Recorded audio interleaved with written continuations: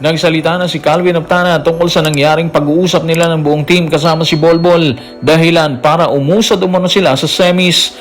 Ang ilan naman nating mga kababayan, sinabing Barangay Ginebra ang posibleng mag-champion ngayong conference at ang Australia mas nagpalakas pa habang papalapit ang bakbakan nila ng gilas sa kanilang teritoryo ngayong July para sa World Cup Asian Qualifiers.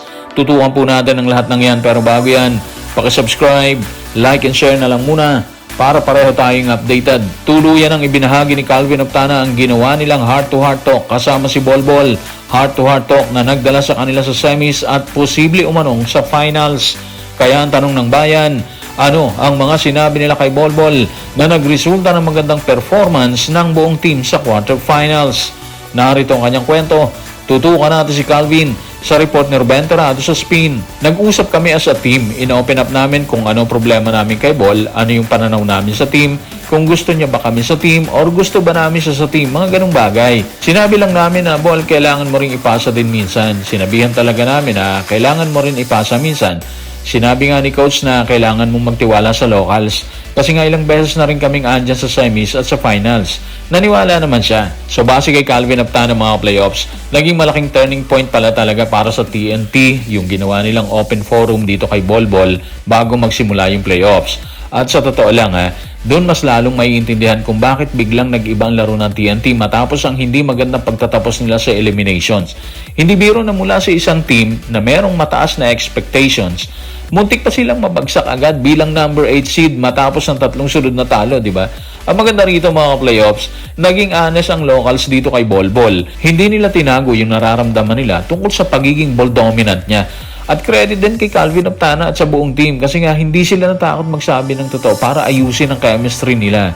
Mas lalong tumatak yung sinabi nila na kailangan din magtiwala ni Bolbol sa locals dahil ilang beses na rin nakarating sa semis at finals etong TNT kahit wala siya, di ba? At base sa resulta, mukhang tinanggap naman yun ni Bolbol. At kitang-kita agad ang epekto sa serye nila kontra NLEX. Okay, dominant pa rin si Bolbol sa average niya, pero mas kontrolado na yung flow ng opensa. Mas gumalaw yung bola at mas naging involved na si Calvin Aptana, si Roger Pugoy at si Jason Castro, yung mga locals ng TNT.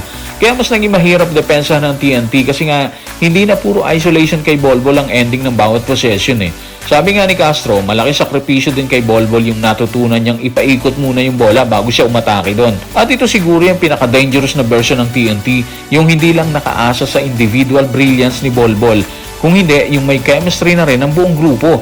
Dahil kapag nag-click ang locals nila habang dominant pa rin si Bolbol, mas nagiging championship caliber talaga sila. Ngayon, malaking challenge naman ang naghihintay laban sa Meralco Bulls dito sa semifinals. Pero kung magtutuloy-tuloy itong bagong chemistry at willingness ni Bolbol na mag-share ng bola, posibleng mas mapanganib pa ngayon ng TNT. Walang dudang handang-handa ang TNT sa semis, pero tila hindi magpapaiwan ng fans ng Barangay Ginebra. Ayon sa kanila, ito ang magkakampyon sa kasalukuyan. Paliwanag pa nila, walang pwedeng itapat sa kupunan ni Coach Tim Cone. Paalala din nila, dudurugin lang nito ang rain or shine sa semis. Narito ang kanilang pahayag. Tutukan natin si Anonymous sa comment section ng playoffs sa Playoffs YouTube channel. Ginebra na champion ngayon. Kahihina naman ang alam nyo. Ang NLEX talaga wala sila. Rain or shine, dudurugin lang ng Ginebra yan. Kahit ano pang team tatapat sa Ginebra ngayon, sasagasaan nila. Condition lahat Mga talangkalang naniniwalang mahihirapan ng Ginebra. Humble lang si Coach Tim. Hindi kayang tapatan ng rain or shine ngayon. Parang NLEX din ng rain or shine na yan ngayon. Hindi makakaporma yan sa Ginebra. Alam nyo, gets naman natin kung bakit mataas ang kumpiyansa ng ibang fans sa Barangay Ginebra. Lalo na dahil meron silang twice to beat experience nitong nagdaang quarters. May championship core, di ba? At nandyan pa si Justin Brownlee kasama ang system nito si Coach Tim Cone. At totoo rin na kapag healthy at nasa rhythm ang Ginebra, isa sila sa pinakamahirap talunin dito sa serye. Pero medyo maaga pa rin sabihing madali o siguradong dudurugin nila yung rain or shine. Kasi nga, kung pagbabasehan na nangyari nitong conference, hindi rin basta-bastang team ang rain or shine. Kakagaling lang nila sa quarters laban sa powerhouse na SMB at napatunayan nila na kaya nilang makipagsabayan sa mas malaki at mas malalim na roster. Kilala rin ang team ni Coach Yengel sa mabilis, pisikal at walang tigil na laro na kayang pagurin ng kalaban. Tama rin na posibleng humble lang si Coach Tim sa mga pahayag niya. Pero may dahilan kung bakit paulit-ulit niya sinasabing mahirap kalaban ng team ni Coach Yeng Guiao. Alam niya kasi base sa experience na hindi lang talent ang laban sa playoffs, conditioning, adjustments, at mental toughness din yan. Kapag naging mahaba ang serye at hindi 100% ang kondisyon ng Barangay Ginebra, pwedeng maging mas komplikado ang matchup kaysa sa inaakala ng fans.